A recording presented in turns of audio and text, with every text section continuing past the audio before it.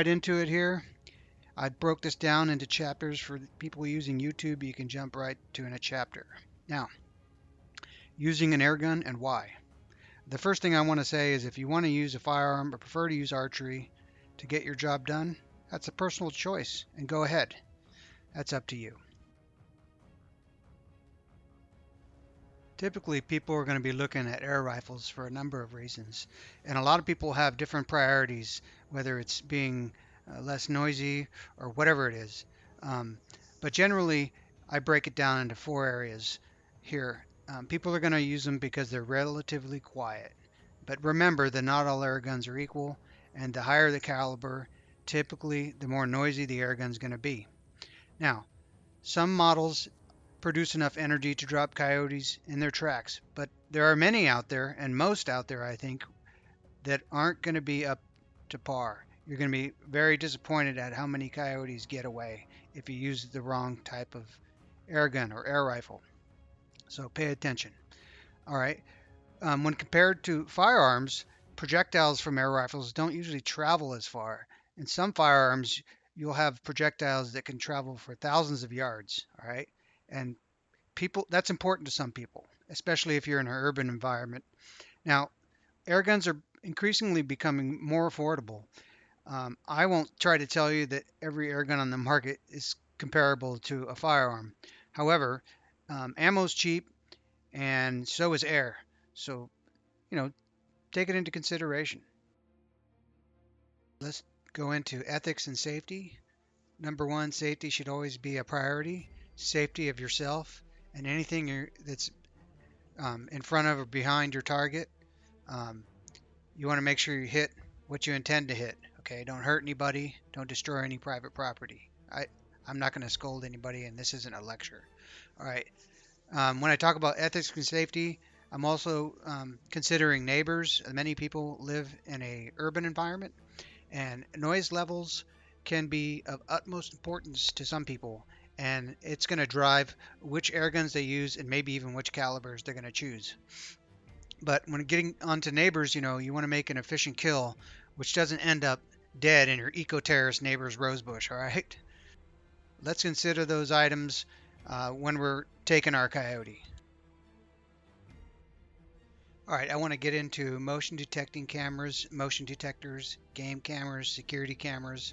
They're kind of all have a lot of similar features. Um, I do consider using all of them. I recommend all of them. Price point, if you're looking for low budget, just a straight up motion detector is what you're going to be looking for. A lot of people are going to want more than that. However, there are some features to those motion detectors you get like at Harbor Freight or elsewhere. They have a very long range. Their distance can be quite far, and that can be appealing to some. And so that means you can also buy multiple detectors that transmit a noise, different noise for each one, into one receiving unit. So if you have them set up in different parts of your yard or property, you have a noise for one particular one. You know which area that the animals may be moving in. However, the problem is you don't know what has set off your alarm. It may be a deer that you're not targeting or something else. It could be a human. So I just want to throw that out there that motion detectors that you find at Harbor Freight and elsewhere are an option, and I have used them. Now, anyway, the key features you want to get for security or game cameras that most people are going to want are alerts to their phone when something has moved in front of it, and the ability to capture the activity to a local SD card. That's another feature people want. And then one kind of plus feature would be if you have a security or game camera, would be one which allows you to remotely control it, where you can pan left, right, up, or down, and change the area that you're monitoring. And because for whatever reason, sometimes the animals are real unpredictable. Anyway, I'm going to go over a few examples of some products that I've used in the past, and the ones I use are not expensive at all. They're kind of on the lower end, but you're going to need your own internet for these sort of security cameras. I will go over lighting later on. Not gonna, I will just say you can buy an IR floodlight and use that to complement your shooting area or your monitoring area. Um, but I'll go into a little bit more on lighting later on.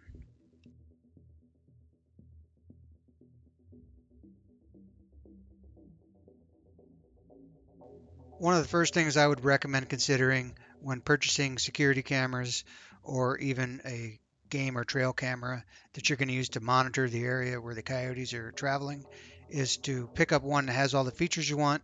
Um, when I'm looking at one that's reporting to my phone, there's usually an ecosystem, which I'll describe as the camera and the software and then your phone.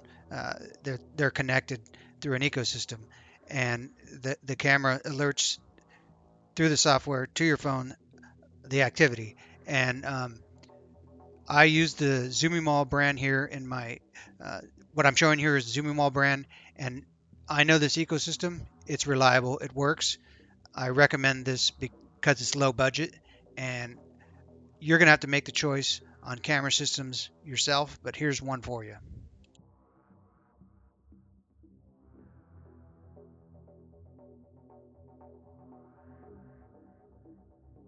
I haven't used the Cloud Edge software for PC.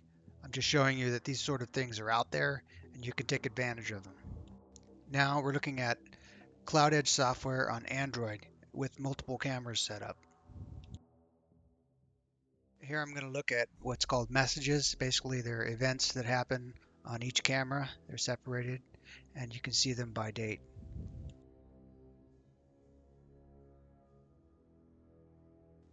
Now I will play back an event or two just to demonstrate the software. These events can be recorded to a local SD card on the camera, even up in the cloud, and played back on your phone. It's kind of convenient.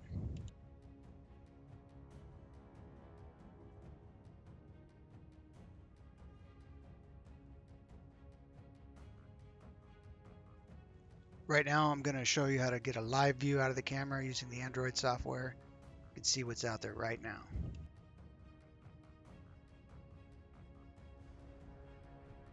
While I'm taking a live view, I can demonstrate the pan and tilt of the camera as well. It's really neat to be able to control this if you have animals moving in multiple places. And if you want to use a cellular game camera that has its own cellular card on it and reports to a cellular phone account, that's fine. You can use that. I don't know if you're going to get all these features, but for these security cameras, you definitely need a Wi-Fi that they can connect to. I'm not going to dive deep into these cameras. I'm just showing you what's out there. All right, getting into optics, you basically have a few types of optics. For optics, there's three main technologies you're going to find today. That's going to be just regular glass scopes or binoculars or whatever you're using. You're going to have night vision with IR lighting that complements the night vision. And then you're going to have thermal. And these apply to whether you're using a scope, binocular, monocular. Um, you can find more information on each one and their capabilities by doing your own research. I'll go into a few products. Like anything, there's always brand loyalties, but I'm going to give you two brands that I enjoy using, and they're ATN and Sightmark. I've actually had multiple scopes from ATN and Sightmark over the years. I've used the ATN X-Sight 4K Pro, a couple of different models over the years. It has been very reliable for me as a day-night scope. The only problems I've had is when the SD card is not up to par. I may have some problems getting video to or from that card. I can say that their brand is pretty solid for me, and I've also used their thermals, not a thermal sight, but a thermal monocular. I'm definitely okay with that. I think they have a ATN X-Sight 5K. I haven't used it, so I can't tell you much about it, but it's probably just as good as the 4K. Another scope brand that I've used is the Sightmark brand. They're very competitively priced and they have a lot of features on them as well. I really like their IR illuminator. I've used the Wraith 4K Mini specifically. It's a very small compact scope compared to a lot of other models. I could recommend that for sure. take a look at it. I'll give you later on in this video. I'm going to show off my preferred air gun for coyotes with the scopes that I like to use, like a hands-on. That's my IR floodlight. I got hooked up on a smart receptacle, and I'll put the more details here with this. But this lights up this area in my backyard really good. I think the distance I get out is about 40 yards, but it really depends on how many bushes you got and things in the way. Highly recommend having one of these if it's your situation.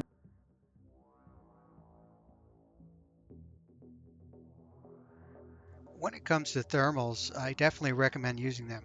I typically use the a thermal monocular because it's affordable compared to a lot of other things.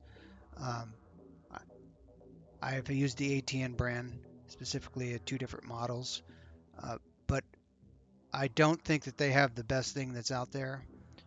So I'm not going to make any specific recommendations on thermal monoculars or scopes. I've definitely seen a lot of nice scopes from different companies out there. You can do your research on them. Just know that they're going to typically cost more, and you're going to want to get more resolution out of the picture from thermal at some point, most likely anyway. I use the thermal monocular typically to find a carcass or to identify something that may be partially hidden behind a bush and things like that. Okay, I'm going to wade into airgun selection. I'll go over a bunch of things under airgun selection, and then at the end of it, I'm going to show you what I'm using to kill almost all of these coyotes I've been shooting in the last 2 years. Here's what I intend to cover in this section. Spring-powered airguns, why I recommend pre-charged airguns, pre-charged pneumatic PCP. Power levels, which is a combination of ammo, the caliber, and then the tune, or how much air you're putting, the pressure of air you're putting down the barrel. Rifle versus pistol, why I don't use pistols at all, and understanding the power loss from the muzzle. I'm not using the spring-powered air guns because they don't typically generate enough power. I haven't seen any in 25 to 30 caliber or more that generate 50 foot-pounds of energy at the muzzle. They might be out there, but that's not what I'm seeing. And when I get into ammo, I'm going to go over pellets, but I like to shoot slugs. I'm not sure how well most spring-powered air guns shoot slugs. It's possible, I know that, but I just don't use them. I recommend the pre-charged pneumatic because you can get tunable performance. We'll get into tuning a little bit later. It's related to power levels. Simply put, I don't use pre-charged pneumatic pistols because there's not enough power generated out of them. Barrel's too short. A number of things, but generally the power level.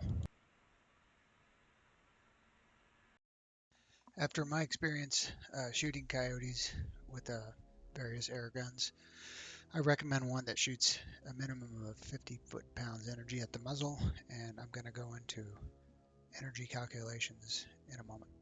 Foot-pounds of energy is a kinetic energy measurement when your pellet or your slug hits the target. It's going to disperse energy, and it's commonly used by airgun manufacturers and sales companies. It will give the customer an idea of how much power the weapon is capable of producing. You could do a search for airgun calculator and find various different ones on the web.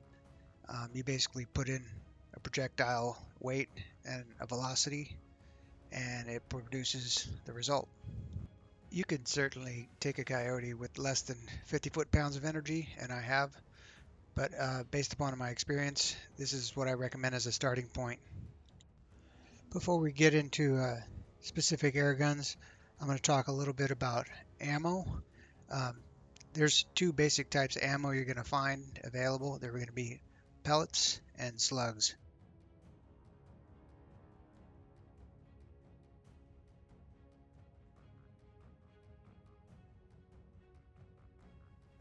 Okay, what we're looking at on the left are slugs, and on the right, pellets. These particular pellets here, they do have a different shape to them. Those are what's called brand JSB Hades.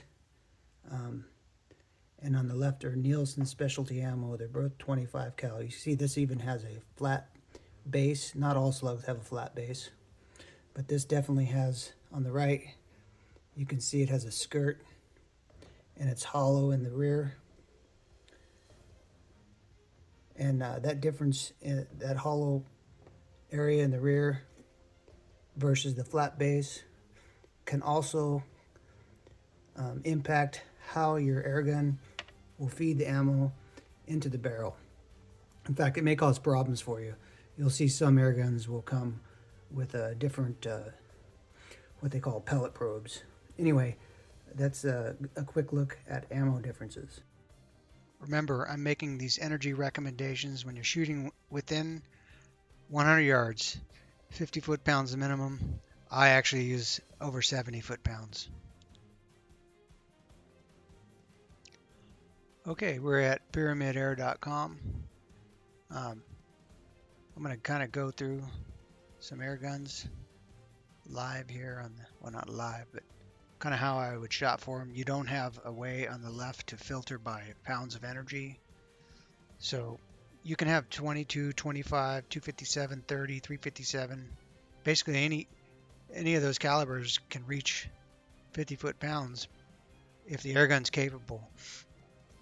A lot of 22s are incapable, but I'm just going to go for some examples. So I'll start with like 25 and 30 cal, and then obviously I started with pre-charged pneumatic air rifles, and then it gives me a list here, and I'll sort by price to low to high, and you get some of these hot suns. Let's take a look at some of these. Now, right here, you'll see on some websites, they'll actually produce a specification for max muzzle energy. Now, this one, it could probably kill a coyote, but it wouldn't be my choice. Let's look at something I know that probably has a better chance.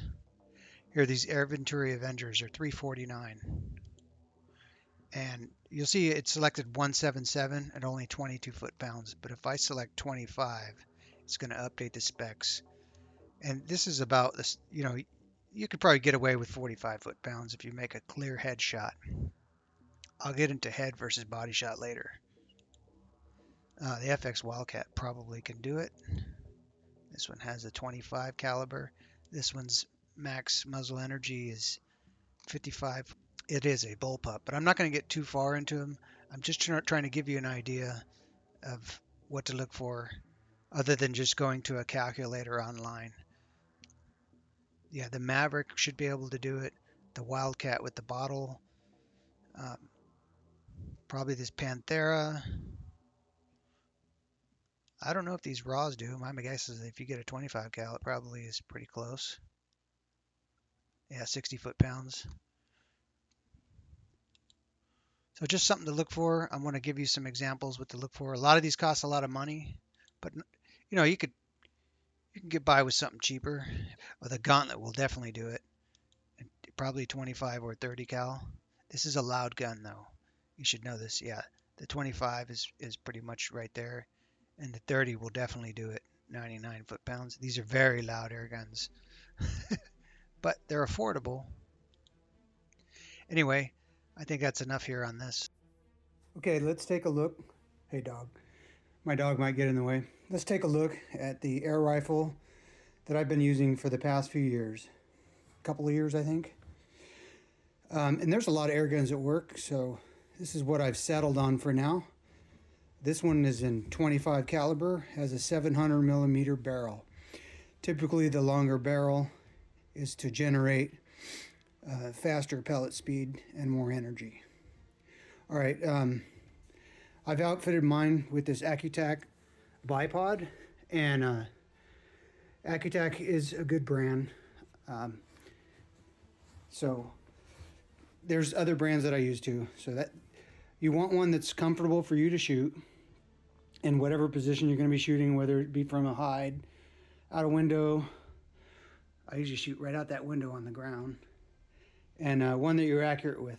I've got the ATN X-Sight 4K Pro, and I believe that's like 4 to 14 power variable, day and night scope. As you can see, I don't have the IR light set up on there, and I can get into that later. But I can just say that right outside that window, there's an IR floodlight that's turned on at nighttime. So I don't use the IR light attached to my rifle. However, I recommend you have one unless you have a situation like mine. And this sight comes with an IR light that you can attach right on the scope, or you can attach it somewhere else on your rifle. I've got a Donnie FL, I believe that's a Sumo, or let's see, no, it's a Ronin. This is a Donnie FL Ronin. I've actually preferred the Donnie FL, but if you like something else and it works, then use it. I think I get like 30 to 40 shots with this 25 caliber on the power levels I have set. So this is the Impact M3. They have a newer model, but there's a lot of air rifles on the market today. It's really flooded with them that would be appropriate for taking a coyote. So this is kind of a premium air rifle. I can definitely recommend it, but this is an excellent scope and an excellent rifle for shooting coyotes, you know, within 100 yards, I think, as long as you make the right shot placement. Shot placement does count.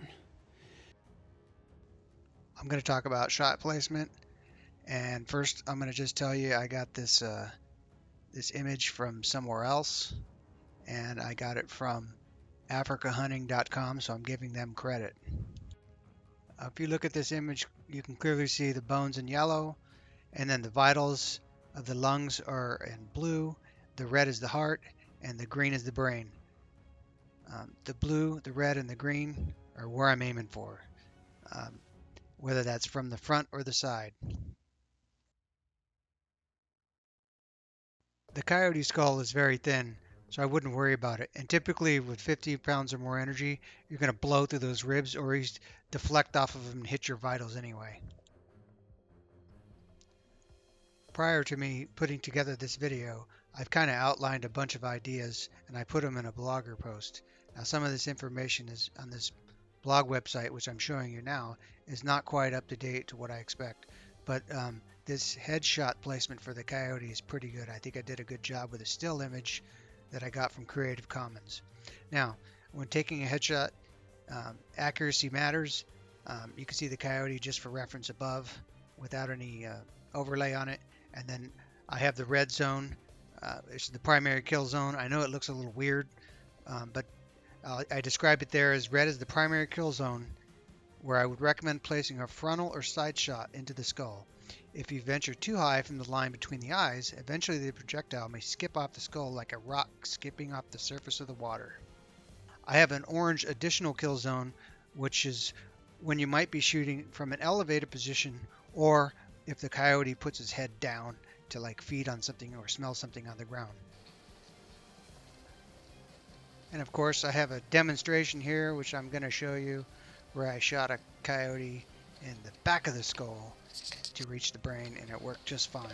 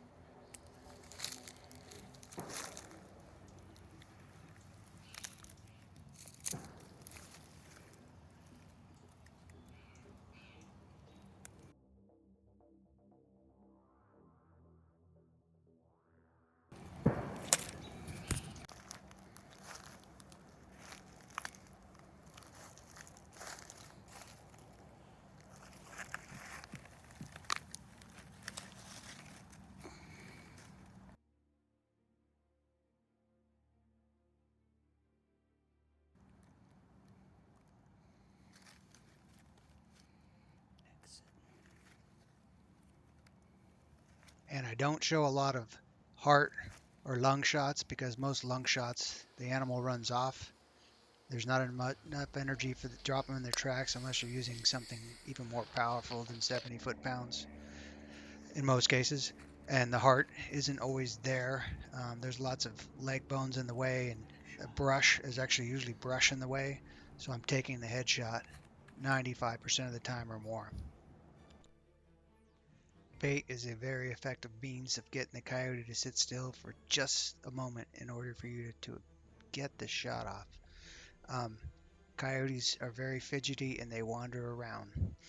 I'm going to tell you right now, I use any kind of meat for bait. If you think a dog would eat it, then a coyote will definitely eat it.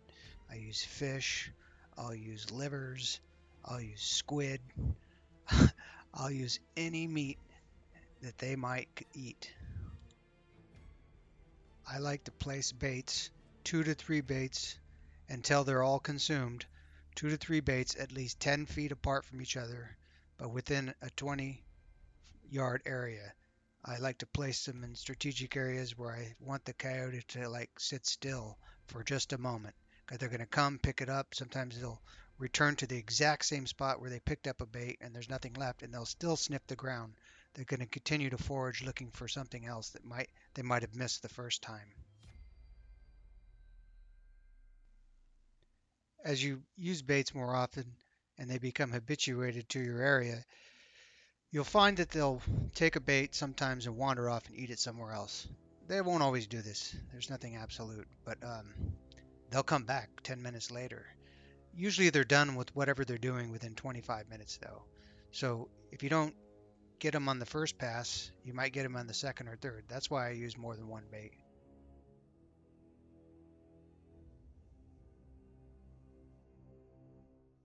All right, best time of day or year. All right, best times of day.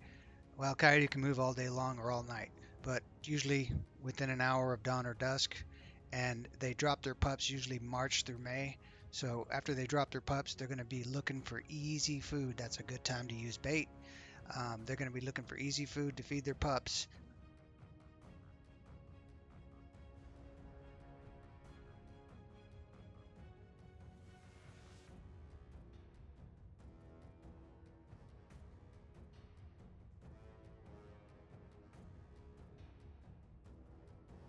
Okay, this concludes this session on how to eliminate coyotes in your yard in an urban environment.